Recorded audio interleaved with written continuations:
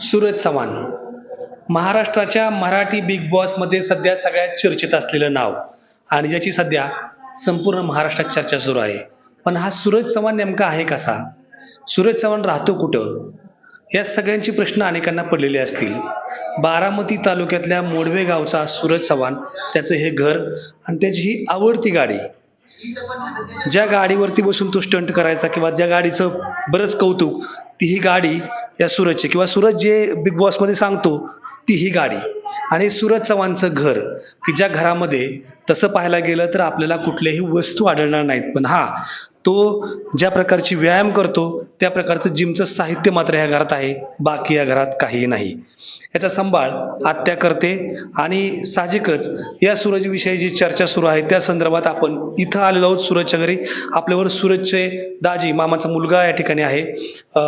सूरज आता big boss मध्ये गेलाय, कसं वाटतंय? आनंद वाटतोय आम्हाला सर. तो ट्रॉफी जिंकेल, कसं वाटतंय? 1001% जिंकणार ती ट्रॉफी. महाराष्ट्राचा फुल सपोर्ट आहे आपल्या, नाही पब्लिकचा. मला एक सांगा की सूरजची मरीमातेवरती प्रचंड श्रद्धा आहे, खूप श्रद्धा. आणि मंदिराच्या शेजारीच हे घर आहे, तर तो दिवसभर कसा असतो, कुठं असतो? हे काय इकडे पटांगणात तो आपलं व्हिडिओ बनवतो. देवीकडे जायचं, नारळ आपलं नाही का, नारळ खोबरं खायचं आपलं तिकडं, पाणी प्यायचं, हा परत तिकडे जाऊन तो जे म्हणतो की मी नैवेद्यावर जगलो किंवा नैवेद्यावरच खाल्लं, नैवेद्यावर जगलो म्हणजे कसं, आता मी सुद्धा आहे ना, आता मला वाटलं ना भूक लागली, मी सुद्धा देवीकडे जाणार, निवद खाणार, नारळ खाणार, येणार घरी आपल्या. म्हणजे आम्हाला पहिल्यापासून हे देवीच्या जीवावर जगलो आम्ही थोडक्यात.